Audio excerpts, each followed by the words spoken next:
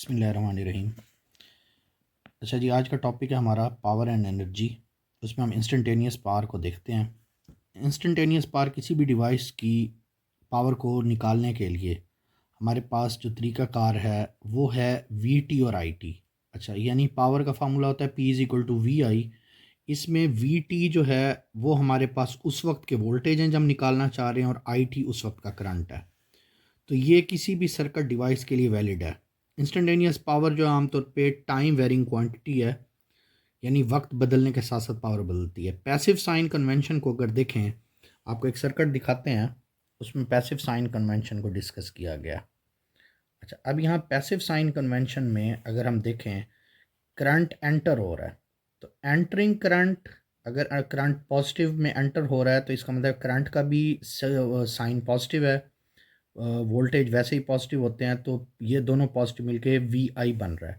इसका मतलब है पावर जो है वो दोनों का पॉजिटिव पॉजिटिव मल्टीप्लाई होकर positive, so power greater than zero. इसका मतलब अगर पावर पॉजिटिव है, पावर इज़ बीइंग एब्जॉर्ब्ड।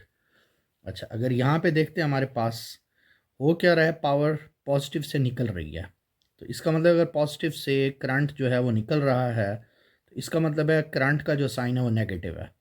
अच्छा, करंट का साइन नेगेटिव है, वोल्टेज पॉजिटिव है, नेगेटिव पॉजिटिव नेगेटिव, इसका मतलब है पावर की वैल्यू जो है वो नेगेटिव है। तो इसके ज़रिए हम बता सकते हैं कि पावर जो है वो सप्लाई की जा रही है। तो आप यहाँ पे आराम से देख सकते हैं, इन दोनों ने साइंस को उन्होंने वो कर दिया है, अदरवाइज साइंस इसके चेंज होंगे।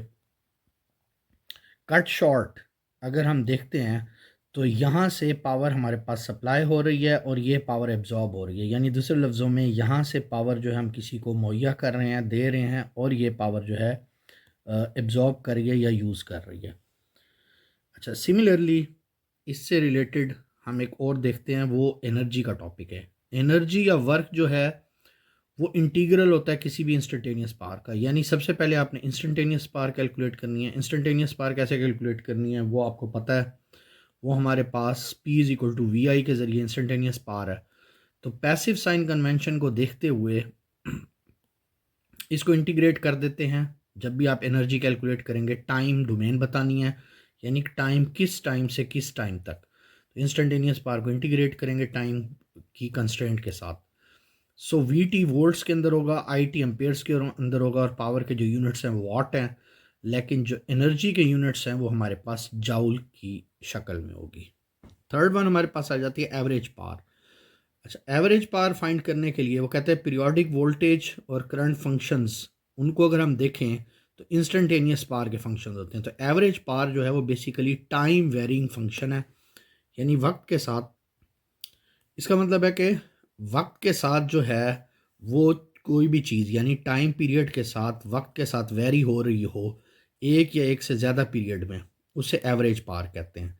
यानी simple power, time period available, किस टाइम से किस टाइम तक आपने कम्यूट करना है इसको, तो जिस टाइम तक कंप्यूट करना है उस वक्त की टाइमिंग्स इसके अंदर ऐड अप हो जाएंगी। So P T is equal to V T I T आ जाएगा। ये हमारे पास एवरेज पावर कैलकुलेट की जाती है। टी जो है वो बेसिकली पीरियड है या टाइम पीरियड है वेव फॉर्म का। तो कहते हैं अगर इनको कंबाइन करते हैं तो P is equal to W over T. So average power is sometimes called real power और एक्टिव पावर। ये एक्टिव पावर या रियल पावर जो है ये आपको रेफ़र कर रहा हूँ मैं, पावर ट्राइंगल में भी आप पढ़ते हैं, ख़ासतौर पे एसी जो हैं सर्किट्स उसमें जब आप लोग पढ़ रहे होते हैं।